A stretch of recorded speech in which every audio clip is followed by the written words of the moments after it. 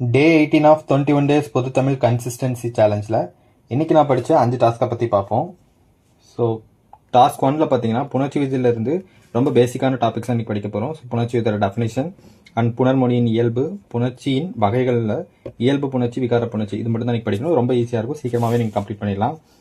And task 2ல் பார்த்தீங்கன்னா unit 7ஓட revision போயிட்டுருக்கு. ஸோ நேற்றே 3 டாபிக் படிச்சிருந்தோம். ஸோ அதோட தொடர்ச்சியாக இன்றைக்கி 3 டாபிக் என்னன்னு பார்த்தீங்கன்னா நாமக்கல் கவிஞர், தவத்திருக்குன்றக்குடி அடிகளார், உருத்திரங்கனார் பற்றி நீ படிக்கணும். ஸோ இந்த டாபிக்ஸ்க்கான பிடிஎஃப் எந்த டேஸில் இருக்குன்னு சொல்லி அந்த டேவை நான் மென்ஷன் பண்ணியிருக்கேன். இந்த டேவோட பிடிஎஃப் நீங்கள் ரெஃபர் பண்ணி படிச்சுக்கலாம். அண்ட் டாஸ்க் 3ல் பார்த்தீங்கன்னா திருக்குறள் டாப்பிக்லேருந்து அதிகாரம் பெயர் பண்புடைமையில் கடைசி 5 திருக்குறள் படிக்கணும். ஸோ இதை படிச்சுட்டு என்டையராக இந்த பண்புடைமை அதிகாரத்தை நீங்கள் ரிவிஷன் பண்ணிடுங்க. அண்ட் டாஸ்க் 4ல் பார்த்தீங்கன்னா யூனிட் 3லேருந்து மரபு தமிழோட ரிமைனிங் டாபிக்ஸ் படிக்கணும்.